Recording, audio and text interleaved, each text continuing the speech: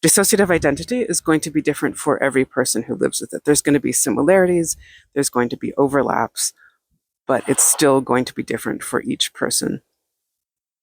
I live with polyfragmented dissociative identity where we are co-conscious. It took me a lot of work to become co-conscious, where I wouldn't lose time when someone else inside would front in my body, would be most out in my body.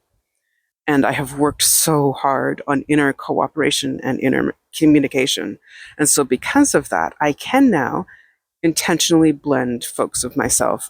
Like when I am talking about dissociative identity or cult torture, I am educating, and I am talking as an author. I am intentionally calling on educator parts of me, information parts of me, who just hold the information but don't feel as much, wise parts of me, sometimes even mother parts of me, and me, the author. So we talk together and we help each other with the information and with what we want to say and how we want to say it. That's intentional blending, because I'm also trying to look like one. I'm trying not to overtly switch. But I did not used to be able to do that, especially early on. I could not intentionally blend folks inside to work together. There were really strong barriers between parts, like amnesic barriers, and really strong, solid barriers around who they were. And for some folks inside, there still are. I have to work with them over time to change that. Many of the amnesic barriers were put there intentionally by the cult to keep folks inside from knowing about each other, so that we couldn't collaborate together, so that we couldn't heal together, so we wouldn't know information. Like me, Cheryl, was not able to know about the cult torture that was happening. One, it was repressed naturally because it was so horrific, and that's how the brain works, it's self-protective. But two, the cult was intentionally trying to make sure that I would not remember and did not know what was happening, so that I could not tell. So there would be amnesic barriers between other folks, like the folks inside who went through the torture, and me. There would be amnesic barriers between the cult-created folks inside and the self-created folks inside. There would be even amnesic barriers that the cult put between cult-created parts who might have a conflict with each other, or where they didn't want everyone else inside to know about. And then there were amnesic barriers that were just because we were coping that way.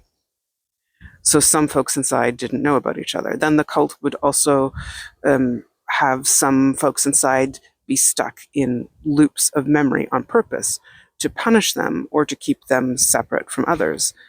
And they would also, part of the amnesic barriers would be to internally lock folks inside in rooms, in vaults, underground, the way that it happened. Like they would used to physically bury us in earth, or in a coffin in the earth, or lock us up. And so they based the visual and internal locking us up and keeping us separate from everyone inside based on what the cult actually did to reinforce it and to make it stronger and more real, to create those amnesic barriers. So that was very intentional. But then some folks inside me, some self-created folks and some cult-created folks, were in denial about what happened because it was coping, because it was too horrific. And so they didn't know about other folks inside or the trauma memories.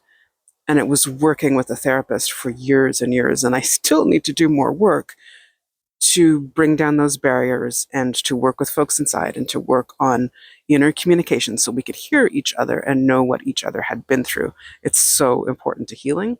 And it's so important to remembering who the abusers are, which is another reason why the cult would create those barriers and very specific jobs to keep us from remembering the identities of our abusers, so that we could not tell on them and so that we could not cut off contact and get safe.